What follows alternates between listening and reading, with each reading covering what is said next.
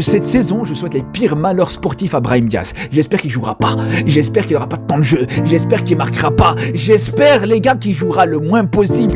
Dans un film Netflix, il a dit « Je vais faire une panetka, je vais remporter la CAN avec Al Azizou ». Sauf que c'est pas ça le football. En 3 secondes, hier soir, il a bousillé sa carrière.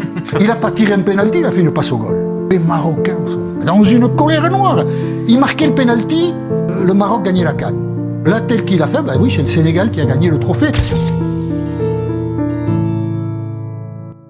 Une seconde, un choix et une polémique qui a marqué toute une CAN. Ce penalty de Brahim Diaz, tout le monde s'en souvient.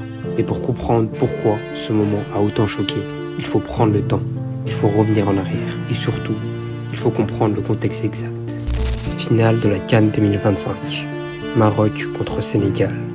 2 nations, 2 peuples, 2 histoires très différentes, mais un même objectif, soulever le trophée. Le Maroc n'a plus gagné la CAN depuis près de 50 ans. Pour beaucoup, cette finale est plus qu'un match. C'est une attente générationnelle, un poids historique. Côté Sénégal, l'ambition est claire. Confirmer son statut de 2022, montrer que ce n'est pas un hasard. Le stade est plein, l'ambiance est électrique. Des millions de personnes regardent, le score est toujours de 0-0. On arrive dans les dernières minutes du temps réglementaire. Les corps sont fatigués, les esprits sont sous tension. Dans ce genre de finale, on ne joue plus seulement avec les jambes, on joue avec la tête, avec les nerfs, avec la peur de faire l'erreur de trop. Et cette erreur de trop n'arriva pas aux joueurs, mais plutôt à l'arbitre. Car à la 90e minute, dans le temps additionnel, le Sénégal marque. Explosion de joie. Les joueurs célèbrent, le banc se lève, mais très vite, tout s'arrête. Sur l'action, il y a un léger contact entre Hakimi et Abdoulaye Seck. Un contact normal, un duel que l'on peut voir des dizaines de fois par match. Rien de violent, rien de clair, rien d'évident. Et pourtant, l'arbitre annule le but.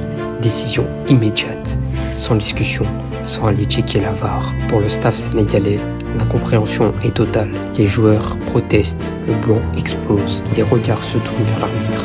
Pourquoi ne pas vérifier? Pourquoi prendre une décision aussi vite à ce moment-là de la finale? Le match reprend, mais quelque chose a changé. La tension monte d'un cran, la colère est palpable, la confiance envers l'arbitrage est brisée. Et quelques instants plus tard, dans les toutes dernières secondes du temps réglementaire, le Maroc obtient un corner. Peut-être une dernière action, peut-être un dernier tournant. Dans la surface, c'est le chaos.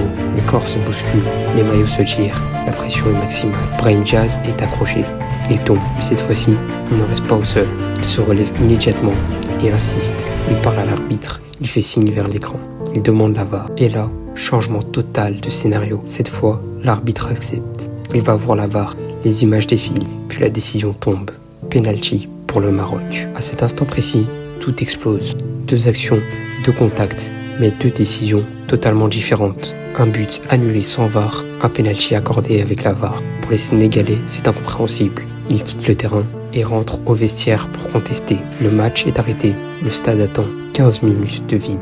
15 minutes d'attente. 15 minutes où personne ne joue. Et pendant tout ce temps, une seule chose reste suspendue dans l'air, le penalty. Quand les joueurs reviennent, enfin sur le terrain, tout le monde sait ce qui va se passer. Brahim Diaz s'avance, le ballon est posé, le stade entier est braqué sur lui. Le contexte est explosif, la polémique est totale, le match est déjà marqué. Et malgré tout ça, il tente une panica. Un geste fort, un geste symbolique, un geste qui dit « Je prends mes responsabilités », comme il l'a fait tout au long du tournoi. S'il marque, il devient un héros national. Il libère un peuple et donne au Maroc une CAN attendue depuis un demi-siècle. Mais le gardien ne plonge pas, il attend et arrête le ballon. À cet instant précis, ce n'est pas juste un penalty raté, c'est l'addition de tout ce qui s'est passé avant. Un but sénégalais annulé sans checker la VAR, une VAR utilisée juste après pour le Maroc, 15 minutes de coupure, une pression énorme et un geste manqué au pire moment. Le football adore les histoires parfaites, mais il est impitoyable avec ceux qui se trompent dans les moments les plus lourds de sens. Alors non, Brahim Diaz n'a pas détruit sa carrière en 1 seconde, mais ce genre de moment, le football ne l'efface jamais. Cette panenka, elle restera associée à cette finale. Le match ira finalement en prolongation, les corps épuisés, esprit aussi. Et au bout de l'effort, ce sont les Sénégalais qui feront la différence. Un but, un seul, signé Pape Gueye.